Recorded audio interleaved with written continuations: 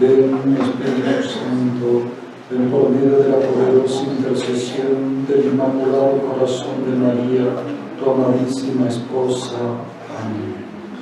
Dios te salve María, llena eres de gracia, el Señor es contigo, bendita tú eres entre todas las mujeres, y bendito es el fruto de tu vientre, Jesús. Santa María, Madre de Dios, ruega por nosotros pecadores, ahora y en la hora de nuestra muerte. Amén.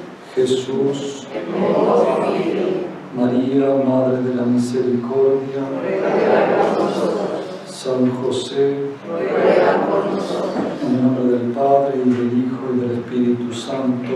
Amén.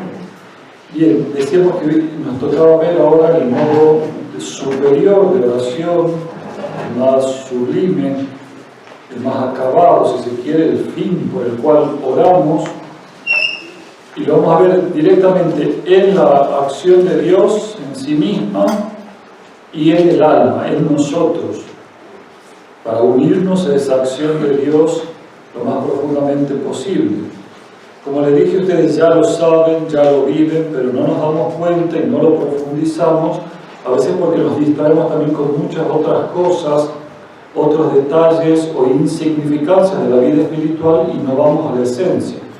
Pero también quiero recordar que con todo lo aprendido no hemos venido a complicarnos la vida, sino a purificar la intención, el deseo, el abrirnos verdaderamente a la obra santificadora y no quedarnos en reduccionismos o decíamos sentimentalismos, ¿no? Pero como ya he recalcado ya muchas veces, hasta el hartazgo quizás, no cabe decir, ay Padre, con todo lo que aprendí, entonces nunca recé bien. No, ese alarido, ese llanto no tiene nada que ver, porque mientras hemos puesto nuestra buena voluntad, lo importante es lo que Dios ha hecho en toda nuestra vida de oración, en nuestra vida espiritual.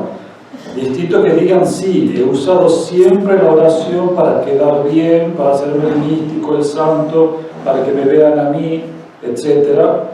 O para pedir el mal sobre otro, deseándole, qué sé yo, enfermedades, muerte, dolores, que se condene. Bueno, sí, ahí has rezado mal, sin duda, ¿no?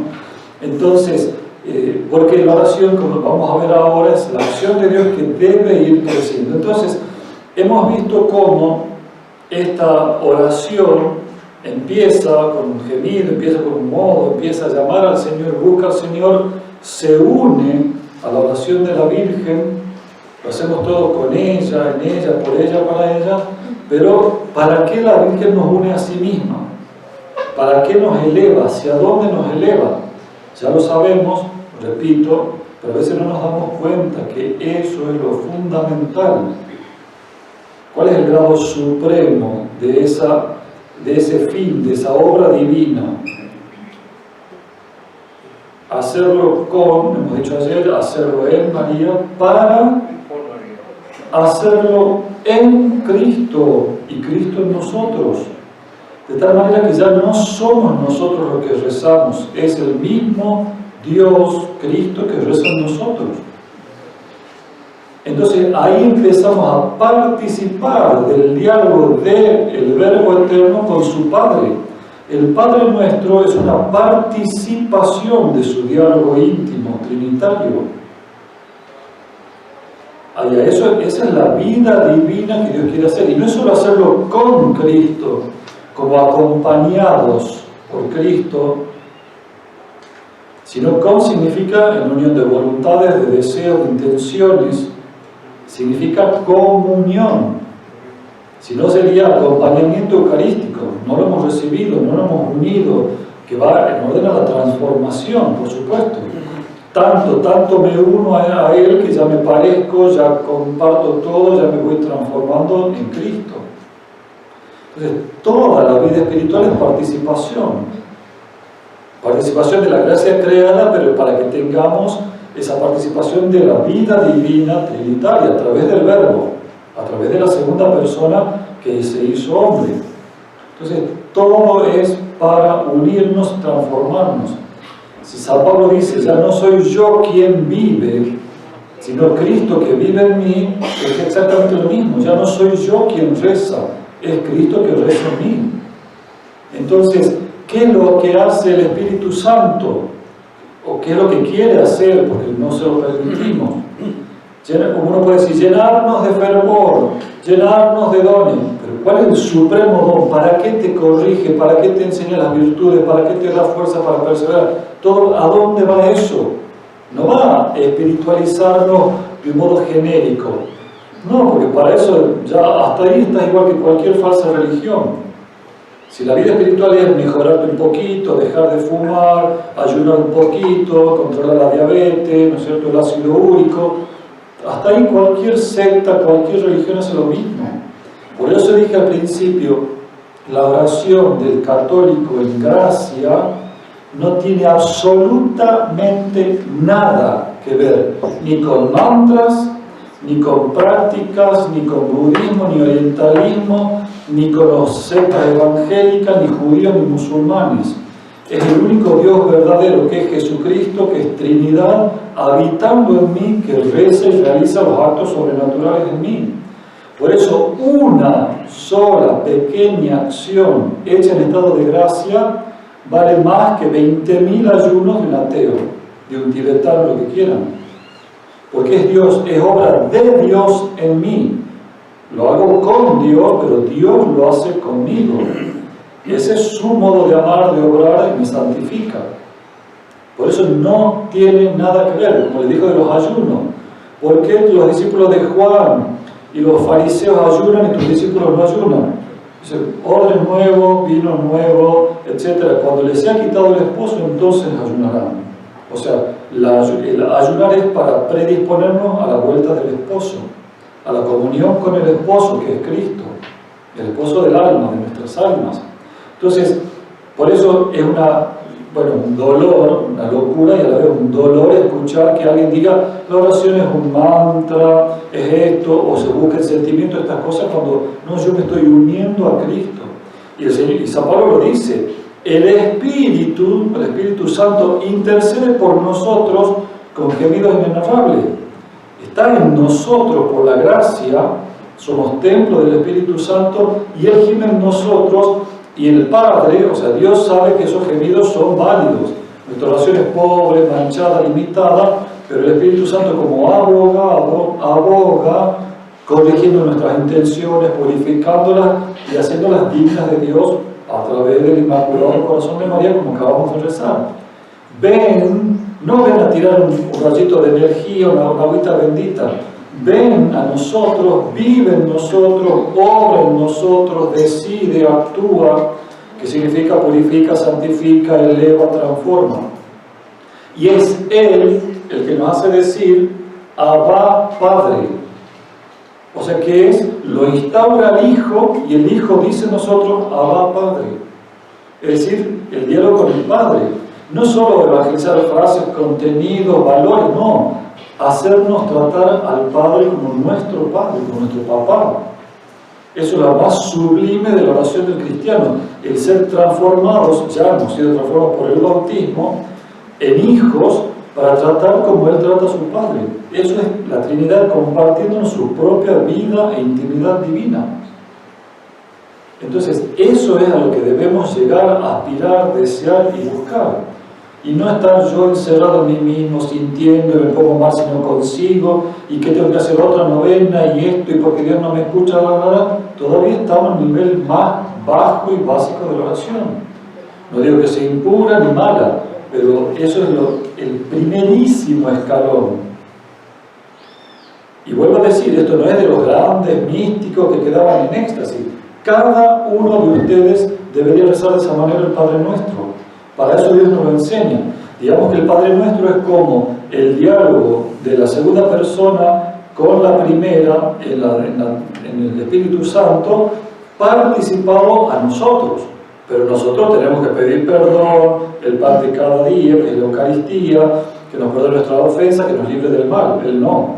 Entonces, ese diálogo que es purísimo, divino, eterno, sin principio, participado nosotros pecadores, tiene que implicar el pedir perdón, el ser librado de las tentaciones, lo necesario para cada día, para que no sucumbamos por el hambre, por la enfermedad, por esto, no sucumbamos a la desconfianza y luego al pecado, o buscarnos ciertos medios que nos alejen de esa paternidad divina. Entonces, esa es la oración suprema, a eso nos lleva la Virgen. Ella nos enseña, nos trae el Espíritu Santo con más profusión de gracia, nos enseña a tratar como Padre, etc. Entonces ahí nos está uniendo. Por eso no es solo, decía, un acompañamiento, es una comunión transformadora. De a poquito, depende de lo que le permitamos hacer, nos va transformando cada vez más en hijos, más plenitud, que no es no queda reducido al concepto legal ni cultural de lo que la humanidad entiende por la palabra hijo. Eso es imagen, es muchísimo más que hijo. Y Dios Padre, la paternidad de Dios, no queda ligado a ninguna cultura humana, es infinitamente superior al concepto de padre, de papá humano. Es imagen de esa palabra. Por eso cuando el Señor dice, el que sea fiel a mis palabras, que guarde mis mandamientos, mis palabras, será amado por mi Padre, y mi Padre y yo vendremos a Él y habitaremos en Él. Entonces nosotros no puede ser que tengamos un cristianismo, digamos, superficial, con semejante altísimo don, y que me digan, por ejemplo, ¿no? O sea, digo una ridiculez, sí, el Padre y el Hijo vienen a habitar en mí por el Espíritu Santo. ¿Y qué hacen adentro? No sé, deben estar de vacaciones. Entonces no es un titulito, es así piadoso, fervoroso, pero son palabras vacías en realidad. No. Pero si uno empieza a investigar lo que algunos cristianos creen, y pues, entonces deducimos eso. Están ahí, no sé, igual que el pulmón, algo debe estar haciendo, seguro, Padre, algo debe estar haciendo adentro. No. Entonces tenemos que entrar. Está bien, los místicos entraron, vivían de un modo superior, los santos, pero nosotros somos llamados a eso. Por eso no podemos hacer el cristianismo una ONG de valores, de buena conducta, permiso, por favor, muchas gracias, pase usted. Parece que es el nivel más alto de cristianismo. Igual que cualquier otra secta. Es más, hay sectas que hacen muchas más cosas que esa. Nosotros estamos llamados a la vida trinitaria. Por eso, el altísimo don, fuente de la misericordia, primero que es el bautismo, instaura ya gratuitamente la vida trinitaria. No la compramos con los ayunos de tu padre y tu abuelo que te hicieron bautizar. Es puro don gratuito de Dios. Y por eso el demonio lo único que quiere es el pecado mortal, para destruir esa presencia trinitaria de Dios en el alma. El demonio te puede dar salud, falsa salud, porque él te puede hacer retraer los síntomas de la enfermedad, pero no es dueño de la vida. Te puede dar riqueza, te puede dar belleza, te puede dar éxito, te puede dar muchísima riqueza, y lo ha hecho, y la gente sigue haciendo pactos y brujería, pero lo que quiere es tu alma. Nos odia porque él perdió la comunión con Dios y niega que Dios sea bueno. No sé si lo he visto con el Padre Mauro, pero en otro retiro lo recordábamos. Hay 5 modos que el demonio ataca. 5 modos de actuar del demonio.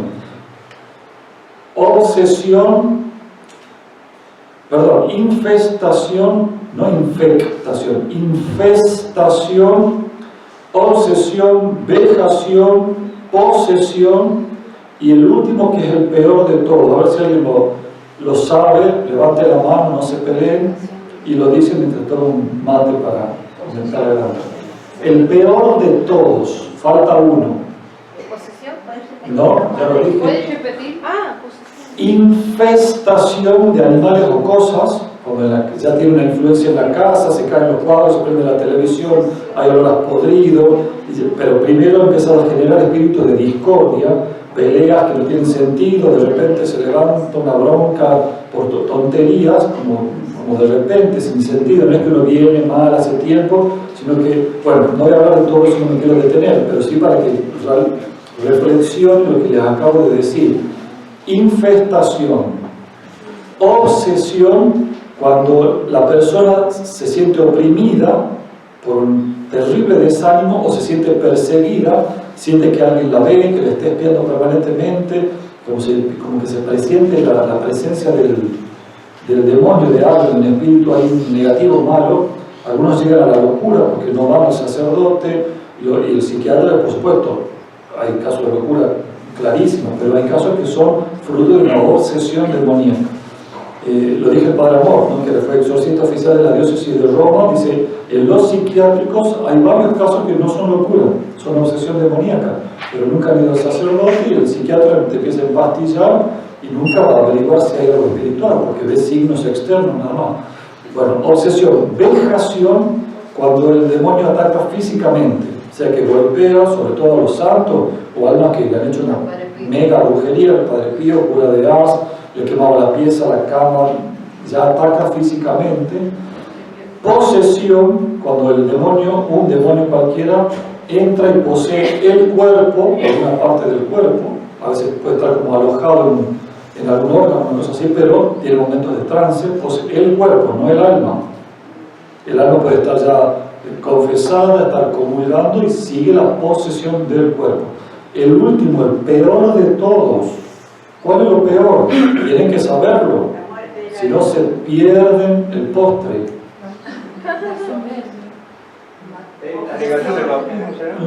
Más o menos el que está. Lo que más busca hacer el demonio, el ataque permanente del demonio, porque es lo que él quiere, es lo más importante. La vida, el pecado. La tentación. Porque con la posesión demoníaca posee el cuerpo, con el pecado mata el alma y la puede matar por toda la eternidad. Por eso el demonio está tentando permanentemente. Si el mayor daño lo hiciese con la posesión, estaría poseyendo continuamente a las personas, que le dan un poquito de lugar.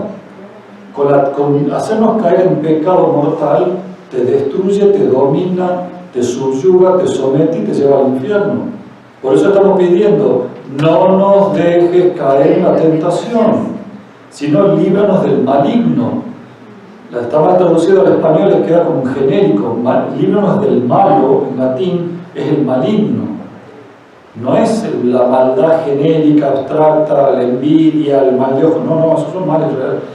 Y después, en la misa dice, líbranos, Señor, de todos los males. Ahí sí está hablando de todos los males, porque acabamos de rezar el Padre Nuestro en la misa, líbranos del mal. De hecho, sea de paso, no se dice amén en ese momento en la misa, el sacerdote continúa, porque se está incorporado el Padre Nuestro a la oración del sacerdote, y líbranos de todos los males y concédenos la paz en nuestro día, para que, ayudados por tu misericordia, que es lo primero, vivamos libres del pecado y protegidos de toda perturbación. ¿Por qué? Porque la perturbación te va a llevar al pecado. En el desánimo, la bronca, perturbado, tiras para cualquier lado y puede caer rápidamente en pecado. No es para que estemos tranquilos, felices, no. Es para que no seamos entrampados por una gran turbación, un gran dolor, una gran prueba, una confusión, una pelea que termina ofendando la caridad y terminas pecando. Entonces, el demonio nos odia y solamente le preocupa destruir nuestra comunión con Cristo. No le importa darte, repito, darte dinero, belleza, darte salud, viajes, eso te lo da. Entonces nosotros no podemos ser tan ciego de querer exigirle a Dios eso como si fuese el mayor bien de nuestra vida, la salud, el bienestar, el trabajo, la plata, etc. Entonces Él todos los cañones los tiene apuntando a que pequemos, y si no puedes hacerte pecar brutalmente, directamente, te va trabajando, llevándote al desánimo, al desaliento, para que termines pecando. Es lo único que quiere. Pero nosotros no podemos ser mundanos, tenemos que ser con las armas espirituales que dice San Pablo. Nuestra lucha es contra las potestades del cielo, no contra el clima, no contra una pandemia, no contra, qué sé yo, la inseguridad. De eso tenemos que ocuparnos, no preocuparnos. La mínima prudencia se ejerce, punto, de cuidado, de la salud, de tu economía, de tu alimentación, por supuesto. Nadie dice que si viva la pepa no hagas nada, pero preocupado por la batalla espiritual. Entonces, esta obra suprema tiene un modo sublime en que Dios lo hace realmente, no son ejercicios nuestros, deseos, sentimientos. ¿Cuál es la obra sublime, la suprema oración a la que podemos llegar y que Dios nos hace participar? Si lo saben, ¿cuál es? Levanten la mano.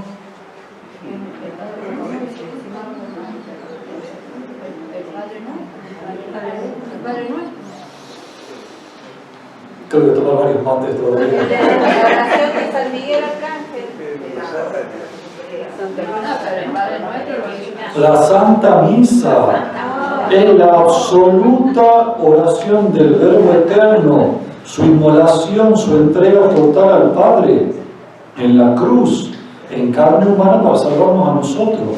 Ese diálogo íntimo, eterno, sin principio, en carne humana, llega al ápice de esa comunión en la cruz. De ninguna manera un acto de desprecio al Padre, al Hijo, del Hijo al Padre. Llega hasta la obediencia de muerte en cruz. La misa no es reunión de cristianos para rezar juntos, tomarnos de la mano y cantar. Es la actualización del sacrificio de Cristo en la cruz, durante el momento de la consagración. Por eso hay una revista muy linda de la misa, llamada así, Misa del Padre Pío, porque es como la vivía él.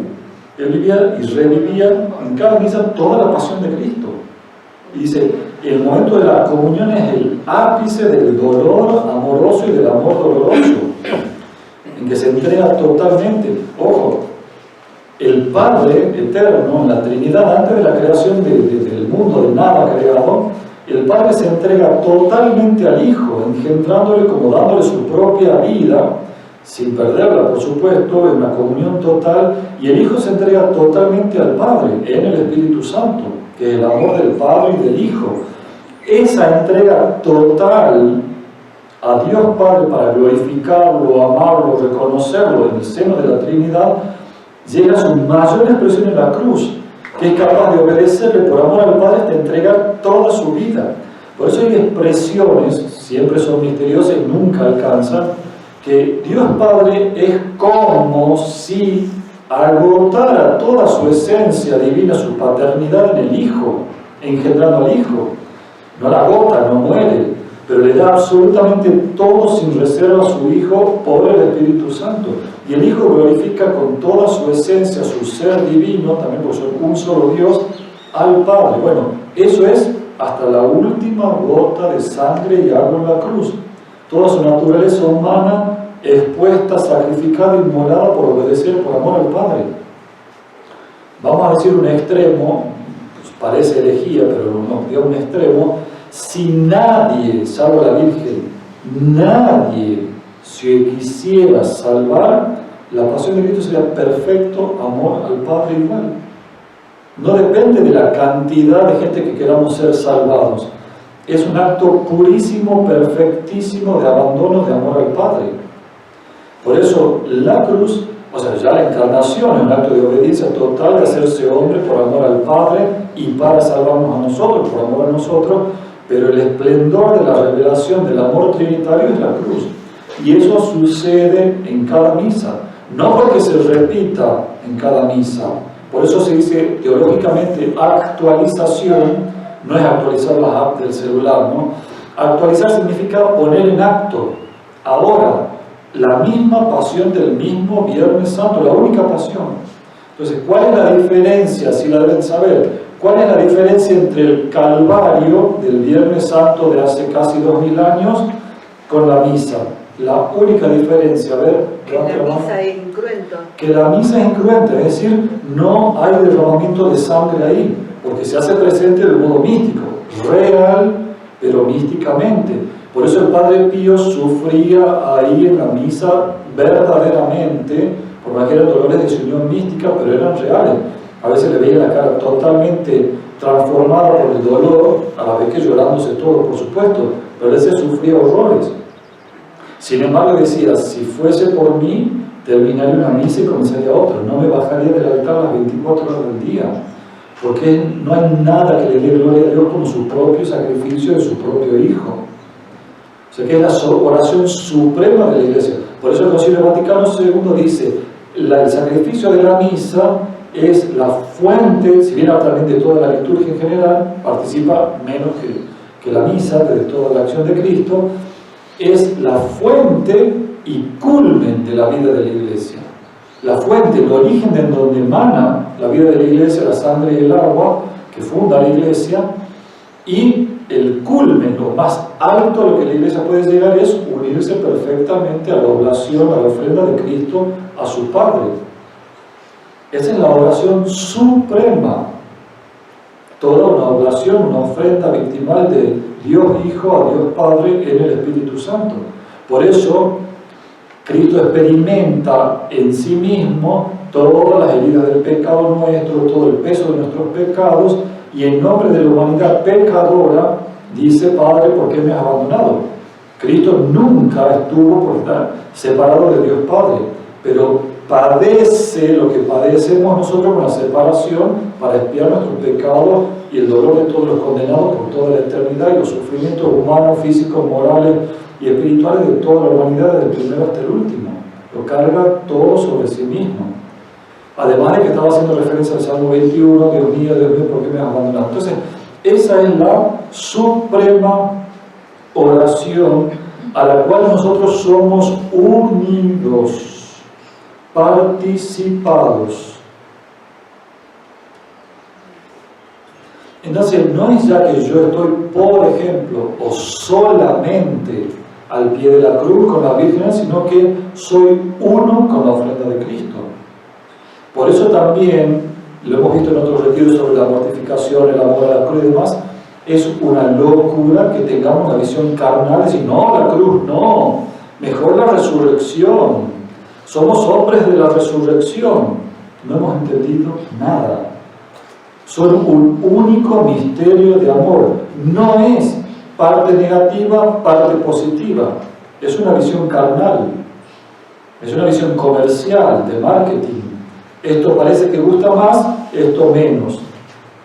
No, no es esperanzado el que solo habla de la resurrección, el que habla de la pasión, muerte, resurrección, ascensión al cielo, todo. No hay ningún misterio despreciable o de segundo en la vida de Cristo, o menos importante. Todo es amor perfecto. Cristo no fue creciendo en amor. El amor era infinito y lo hace hacerse hombre y sigue desde el seno materno amando a toda la humanidad. En el seno de la Virgen ya nos veía y abrazaba y ofrecía la humillación de su encarnación, pero va revelando de un modo creciente, con los milagros, con la predicación, hasta la suprema revelación de ese amor trinitario en el misterio de la cruz y del amor hacia nosotros, que es capaz de entregarse a la muerte por amor a nosotros. Pero no es que creció el amor, creció la revelación, entendimos cada vez más con esos misterios. Entonces, nosotros, si verdaderamente queremos unirnos a esa ofrenda, no podemos tener eso, decir, no, la cruz, no, pare de sufrir, o qué sé yo, ese tipo de cosas que nos separan de la cruz. Nos hacen, como dice San Pablo, hay algunos que son enemigos de la cruz de Cristo, tienen su Dios en el vientre. Y para los griegos que buscan sabiduría, la cruz es una necedad. Y para los judíos que exigen milagros, también es un escándalo la cruz.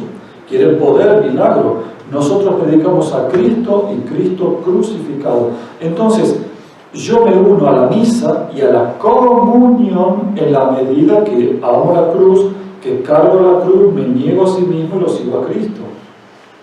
No en que hago, repito, oraciones fervorosas y cantos lindos, en la medida que amas tu cruz y te unís a la cruz de Cristo.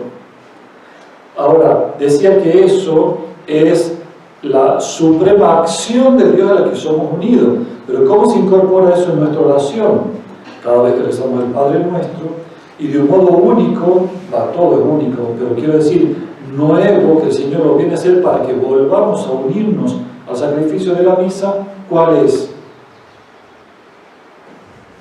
Una oración, toda oración nos une, por supuesto, pero una oración que nos lleva a esta esencia del acto supremo del ofrecimiento de Cristo. No la consagración. Otro 5 datos más.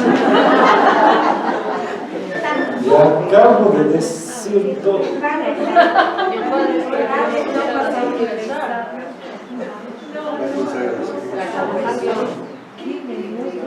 Una oración con la cual te hace entrar en la esencia del Calvario de la misa. Bueno. La coronilla. ¿Qué hacen ustedes ofreciendo la coronilla? ¿Qué ofrecen? Cuerpo, sangre, alma y divinidad. ¿Qué es la Eucaristía? Cuerpo, sangre, alma y divinidad. ¿Qué ofrecen? ¿Qué piden? Por la dolorosa pasión de Cristo que está en el Calvario, que está en el Sagrario, que está en la consagración. Entonces, a través de la coronilla estamos uniéndonos a Cristo que se ofrece al Padre. Entonces, no es que sea, a ver, no estoy diciendo, es mejor que el rosario. No, esto, aunque sea breve, nos lleva a unirnos a la ofrenda de la misa, a la ofrenda de Cristo. Por eso cuando hemos hablado varias veces de la coronilla, los retiros siempre me tocaba a mí, me explicaba con este ejemplo. Sería ridículo, contradictorio decir, no, la pasión es menos mala, ¿no? O sea, es mala, mejor la resurrección. Entonces, ¿para qué la ofreces si la desprecias? Y también sería una incoherencia decir, te ofrezco la pasión de tu hijo, pero yo nada, ¿no? No tengo nada que ver. A mí no me pidas cruces, no me pidas que lleve mi cruz, no me mandes nada. Te ofrezco la de él. Si él se quiso ofrecer, que se la arranque. Yo no. A mí gozo, consuelo, milagros, salud, bienestar, belleza, etcétera, etcétera, etcétera. No. En la medida que yo amo mi cruz, me estoy uniendo a la ofrenda de Cristo. Si no es como que te dijese, vení, tomá este riquísimo mate que tiene ácido. Claro, o sea, es mala la pasión de Cristo. Te ofrezco algo malo, Dios Padre, algo negativo, algo que no es para nosotros, que se la arranque Él. Él se ofreció, Él quiso amarnos. Te ofrezco eso que no es para nosotros, no lo valoramos. ¿Qué ofrenda está haciendo de la coronilla? Ninguna. Por eso pide que enamoramos situaciones. Claro, si yo le ofrezco a Dios algo es porque lo valoro, no porque lo desprecio. Si toda mi vida es pura queja, entonces no estoy rezando bien la coronilla. Y después salta, Padre, pero si Él prometió. Sí, prometió, pero si la rezas bien. Si tu vida es un desprecio a la coronilla, entonces, ¿cómo crees que estás rezando la coronilla? Hubo otro que decía, Padre, pero rezar en pecado mortal también vale, ¿no es cierto? Estás despreciando la pasión de Cristo, el cuerpo, sangre, alma y divinidad con tu vida. ¿Qué crees? Por repetir las 10 frases, el Señor se va a ver sometido a tus frases. No, o sea, yo rezo la coronilla si estoy en estado de gracia, beneficiándome de su cuerpo, sangre, alma y divinidad, de su pasión, y no pisoteándola con mi pecado mortal. He puesto, qué sé yo, un acto de robo, lo he puesto por encima de la divina misericordia, la infinita Trinidad y su infinita misericordia. Ahora venga esto y lo robo, chao divina misericordia. Si todo pecado es desprecio de la divina misericordia, Él me seguirá esperando para que me arrepienta, no para que siga pecando. Entonces, coronilla de pecado mortal es un absurdo. Entonces, uno la reza, por más que estuviese en pecado mortal, pero la rezo, por supuesto, pero para alcanzar yo la conversión, confesarme bien y volver a la comunión con Dios. Cada pecado es pisotear la coronilla, la divina misericordia, la Eucaristía, ponerlo a Dios de segunda. Entonces, Yo no puedo unirme a la misa si estoy en pecado, si estoy despreciando la pasión de Cristo, y mi coronilla también se ve afectada. Por supuesto, mi rosario, mi oración, mi Padre Nuestro, todo. Entonces yo me estoy uniendo a su ofrenda. ¿Por qué? Porque Él me une a sí mismo. Eso es lo supremo de la oración, que Él nos une a su pasión de tal manera, como ya le he dicho, dice Pablo, ya no soy yo quien vive, es Cristo que vive en mí. Todo va a ser cada vez más agradable a Dios Santo, por medio, por supuesto, dijimos ayer, del Inmaculado Corazón de María. Entonces, cada vez que voy a la oración de modo práctico, es decir, o en la comunión, yo, bueno, lo iba a decir, después me olvidé, no hace falta, no sea yo quien comulgue, sino María en mí, para que sea Cristo el que se comulga a sí mismo en mí, y comulgue al Padre en el Espíritu Santo, Él. Pero el medio es María, y yo no tengo idea. Ella hace esos actos divinos porque ella, la Virgen María, lo primero que hizo es llenarse de Dios. Ya no le importaba lo que ella quería, hacía, sentía, vivía. Hacía rezar al Verbo en sí mismo, al Padre. Por eso dice San Luis María Vidón de Montfort, Dios creó un cielo, un paraíso, cielo, para todos los bienaventurados y ángeles, y lo llamó paraíso. Y Dios creó un cielo para sí mismo y lo llamó María, porque vino a habitar en ella 9 meses, que ella es un cielo superior al de los bienaventurados. Por más que el cielo de los bienaventurados es contemplación de Dios, en María estaba más presente Dios, ¿no es cierto?, que ningún otro santo, ni todos los santos juntos. Entonces, ¿qué significa eso? No es un envase María, es que Dios al descender a María no halló nada de María, solamente se halló a sí mismo, su designio, su voluntad, sus gracias, sus proyectos. De ella no había nada. Por eso Dios al bajar a María se encontró con el Padre y el Espíritu Santo, que Él lo llevaba, digamos, de manera figurativa de decir. No había nada de criatura, nada de María. Ella no quería nada de sí misma. Entonces, Dios viene a habitar en nosotros, el Emmanuel, por la comunión, para vivir Él en nosotros, glorificar Él a su Padre. Porque nuestra glorificación es insuficiente, no alcanza para nada. Por eso en el Salmo 115, ¿cómo pagaré al Señor todo el bien que me ha hecho? Miren, ya hay una prefiguración misteriosa, porque ellos no entendían, y lo rezaban igual los judíos: alzaré el cáliz de la salvación, invocaré tu nombre, Señor. En el templo no había cáliz. Agarraban la sangre de los animales y rociaban, ¿no es cierto?, el tabernáculo, el arca del propiciatorio, ¿no?, el arca de la alianza. Entonces, yo solamente te puedo agradecer dignamente con tu propia inmolación, tu sangre de la alianza nueva y eterna. Entonces, para que yo pueda alabar dignamente al Padre, tiene que venir el Espíritu Santo y hacer que Cristo alabe en mí al Padre. Por eso Santa Faustina, al hablar, algo que es casi prácticamente el espíritu de la coronilla, en el numeral 482, dice: oh Dios mío, estoy consciente de mi misión en la Santa Iglesia. Mi empeño continuo es impetrar la misericordia para el mundo. Me uno estrechamente a Jesús y me presento como víctima que implora por el mundo. Dios no me rehusará nada cuando le suplico con la voz de su Hijo.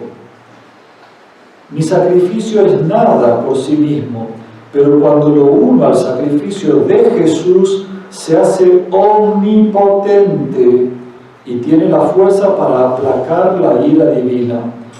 Dios nos ama en su Hijo. La dolorosa pasión del Hijo de Dios es un continuo aplacamiento de la ira de Dios. Jesús le va a decir en otro momento: une tus sacrificios a mi pasión y ofrécelos al Padre Celestial para que tengan valor ante mi Padre. Porque ahí Dios nos comunica, en realidad es Él el que nos une a nosotros, ya dije, no es iniciativa nuestra. Esto significa: permíteme que te una a mí para que Él nos comparte sus méritos infinitos, y Dios Padre no puede de ninguna manera negar lo que le pedimos. Igual en el numeral 811, 848, Dios Padre le habla y le dice: cuando esta coronilla es rezada junto a las agonizantes, al agonizante, se enternecen las entrañas de mi misericordia por la dolorosa pasión de mi Hijo. Entonces, somos unidos, el Padre, el Hijo, nos unen a ellos para que nuestras acciones, pequeñitas, ordinarias, lavar, coser, planchar, adquieran valor infinito. Valor de Dios, no digo muchísimo, infinito. Por eso la frase de Santa Teresita del Niño Jesús, levantar un alfiler por amor a Dios tiene valor infinito. Por amor, por supuesto, no quejándose, porque con la queja, la vanidad, uno va manchando la obra, va perdiendo comunión con ese valor infinito. Entonces, termino con esto, ya el reloj te dice que faltan como 20 minutos, pero vamos a ir terminando. ¿Qué es lo que verdaderamente hace el Espíritu Santo en nosotros?